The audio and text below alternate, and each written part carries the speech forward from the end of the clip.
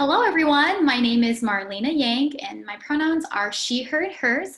And I'm a career counselor in CLA Career Services. I'm excited to welcome you to our virtual employer chat on the topic of your experience as a first-generation college student.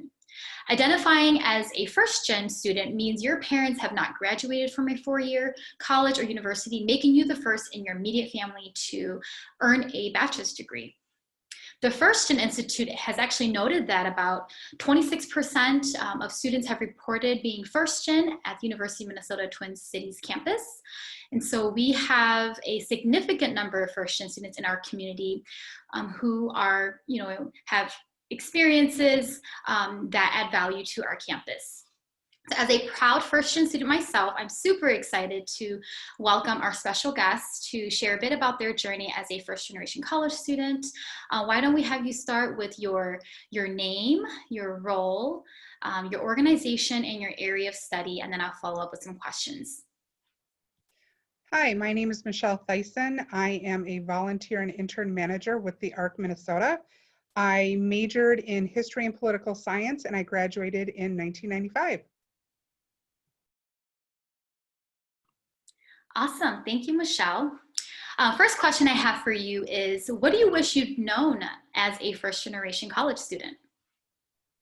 A lot, but most importantly, I wish I would have learned ahead of time all of the different resources that are available for first-generation college students, whether it's the financial support, work study and some of those other opportunities, study support with tutors, disability and learning support systems, and then also mental health support. Because when you are a first-generation college student, sometimes your family does not always understand why you're wanting to go to college. They just see the cost. They don't necessarily see the long-term aspect of why going to college is maybe important to you personally and or professionally. And so really making sure that you understand what all of those resources are so that you can tap into them and help yourself grow and learn. And for me, I was fortunate where I learned that when I was a junior and I was actually on academic probation. I was really struggling. I was trying to figure out, do I withdraw from my college or what do I do? Because obviously nobody wants to hire someone who fails all of their classes. And luckily my college shared with me some resources that were available. They hooked me up with a mentor. They hooked me up with someone in my major where I could learn about different career paths. They helped me with a study skills class. They did a learning assessment. And it really changed the trajectory of my entire life because instead of withdrawing from college, I actually continued and succeeded. I got off of academic probation and was able to actually graduate with a 3.49. So I was really proud of that accomplishment, and it's something I wear with a badge of honor. I love that. Thanks for sharing. You really speak about, the resilience and strength of being a first-generation student, despite like the obstacles that you had to overcome. It really sounds like you had to advocate for yourself throughout your college journey and found the resources along the way. So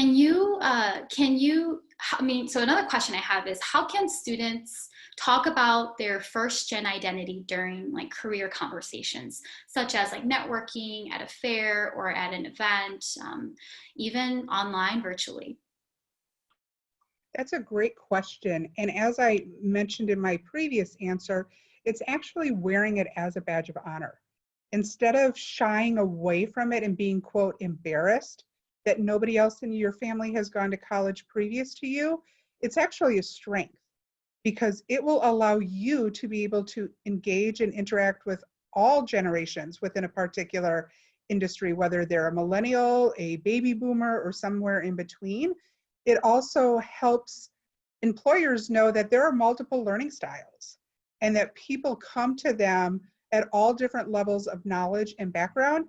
And because you have had to overcome and persevere through many challenges, you are not only resilient, you are clearly dedicated.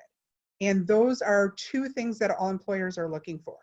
And so I think you should utilize the struggles and the challenges you may have had as a first-generation college student as to why those are actually skills and why employers should want to hire you based on those skills.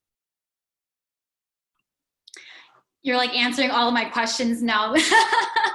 No, this is great. And I know you do a lot of like you've attended a lot of the fairs before. Have you worked with students who have shared this part of their identity during like networking with you and the hiring process? I do actually. In most cases, if a student shares with me that they're a first generation student, without me initiating it, I say, welcome to the club. It's not as unusual as you think it is to be a first generation college student. And I will joke that I'm probably as old as their parents. And so imagine what it was like for me when I was in their situation. I had those same feelings.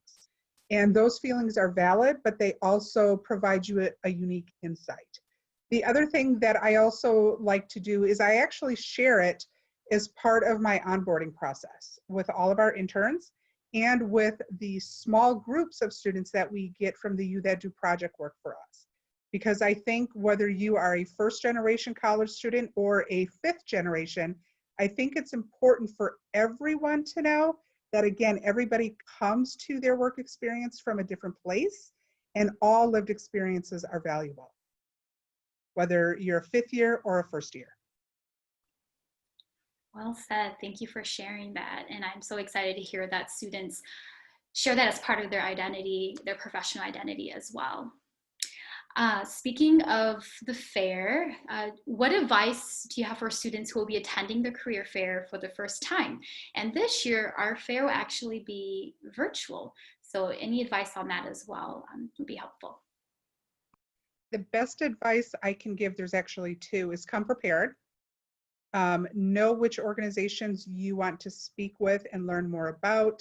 Learn what those organizations have to offer instead of just coming to the fair, whether it's in person or a virtual fair, and saying, so tell me, what jobs you have open. That tells me as a potential recruiter, you did not do your homework. And when you're in class, if you do not do your homework, you fail that assignment or you fail that test. And so you don't want to fail that opportunity to put your best foot forward because you did not come prepared for that particular fair. The other thing that I would recommend is, if you can, collect contact information for everybody you engage with so that you can connect with them on LinkedIn and send them a quick thank you note. I enjoyed having this conversation with you to learn about your opportunities. I look forward to connecting with you again in the future. That kind of plants a seed with that particular organization, and then they can reach out to you in the future when they think you may be ready for those opportunities.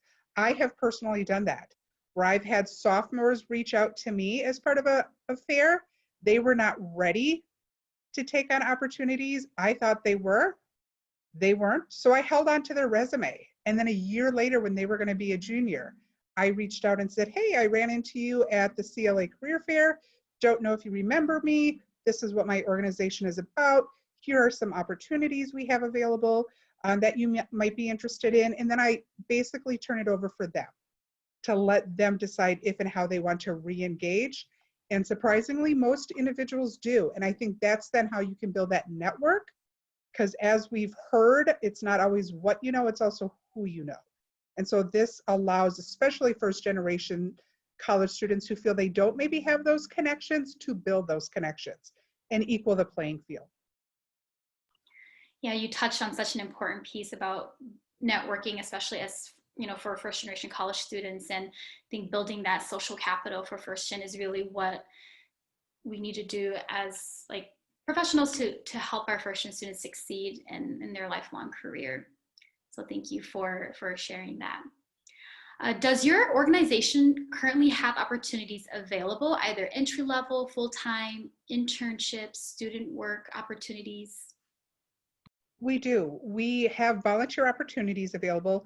Right now, with the coronavirus situation, they are limited because of social distancing and capacity issues. We also have internships available, and our internships are in a multitude of fields. They cover everything from marketing and communications, HR, public policy, advocacy if you're wanting to learn how to support people with disabilities, and pretty much everything that you can think of.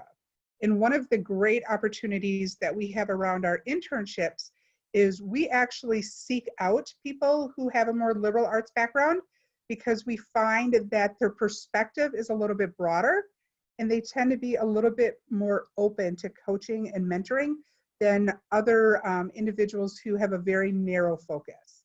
And so that's one of the reasons why we so enjoy our partnership with CLA, because of that particular component. And if anybody is interested, they can always connect with us through Joint Handshake. Yay. And that leads me to the next question too, is are you open to students contacting you? If so, how should they reach you? Via email, LinkedIn, other ways? I would absolutely welcome students to connect with me. One of the things I enjoy doing personally, not just professionally, is helping first generation students know they can succeed. If I did not have those people in my life who supported me 20 years ago, I would not be where I'm at. And so I want to pay it forward. And so anybody who's interested in learning more about my particular pathway or opportunities within the ARC Minnesota, they can connect with me through email. They can connect with me on LinkedIn. If they don't remember how to spell my name, just pop into the CLA Career Services office and they can send that information along as well. We very much appreciate your partnership all these years, and you've been a valued partner with a lot of our career opportunities. The last thing I have for you is just any general words of advice or encouragement for students this fall. Don't give up, which seems very cliche. One of the things that I heard a lot from students this summer and this fall is opportunities were no longer available because of the current situation. And so instead of just, oh, well, I'll try again next time, is really utilize this time to do informational interviews, build up your LinkedIn profile, really examine those companies or organizations that you think you want to go work for and learn about their culture and their organization and how do they support their employees and interns and what value do they bring to the community as a whole, and then start to make those connections. Whether you're ready to begin an internship this fall or next fall or whenever, it's never too early to start. Yeah, even now amid a pandemic, it's how you utilize your time. And one advice I always share with my students too is employers in the future might ask you, how did you occupy your time during the pandemic? And so building skills, and continuing that career development is such an important piece, like right now, especially when things are uncertain and are challenging and unknown. So thank you so much, Michelle. You shared such great advice, and thank you for sharing your personal experience and your journey as a first generation college student. And yeah, we will be in touch soon. Thank you so much. You're welcome. My pleasure.